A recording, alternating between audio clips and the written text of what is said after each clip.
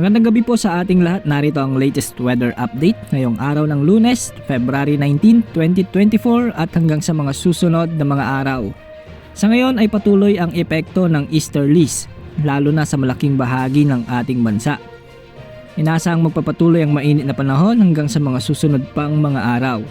Samantala, inaasahang magpapatuloy ang malakas na El Nino hanggang ngayong buwan.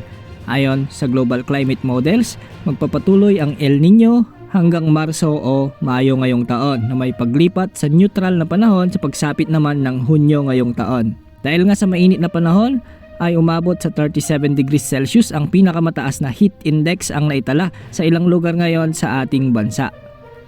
Ngayong araw asahan ang bagyang maulap hanggang sa maulap na papawirin na may mga pulupulong paggulan at pagkidlat pagkulog ang inaasahan sa ilang mga lalawigan sa Luzon gaya ng Batanes, Cagayan, Isabela, Quirino, Nueva Vizcaya, Kalinga, Abra, Benguet, Apayao, Mountain Province, Ilocos Norte, Ilocos Sur, La Union, Aurora, Pangasinan at Ifugao. Ito ay dulot ng easterlies o ng mga localized thunderstorms.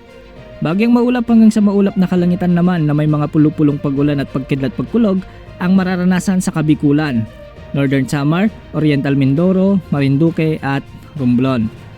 Samantala, ang buong Visayas, Palawan kasama ang Calayan Islands at ang Occidental Mindoro ay makararanas ng bahagyang maulap hanggang sa maulap na papawirin na may mga pulupulong pagulan, pagkudlat pagkulog, dulot ng easterlies o ng mga localized thunderstorms. Samantala sa bahagi naman ng Mindanao ay magkakaroon ng bahagyang maulap hanggang sa maulap na papawirin na may pulupulong mga pagulan o pagkilat pagkulog, dulot ng easterlies pa rin. Good news dahil walang namomonitor na sama ng panahon, low pressure area o bagyo sa loob at labas ng ating bansa, kaya maganda pa rin ang panahon na asahan hanggang sa mga susunod na araw. Magandang balita din para sa mga kababayan nating mangingisda at manlalayag dahil walang nakataas na gale warning sa alinmang bahagi ng ating bansa ngayong araw. Ngunit posible pa rin makaranas ang eastern section ng ating bansa ng mga katamtaman hanggang sa malakas na alon, kaya pinapayon pa rin natin ang ating mga kababayan na mangingisda o manlalayag na mag-ingat sa pamamalaot o paglalayag lalong-lalo na ang mga maliliit na sasakyang pandagat. At yan ang pinakahuling update sa lagay ng ating panahon. Maging handa sa bawat oras dahil minuminuto ay nagbabago ang panahon.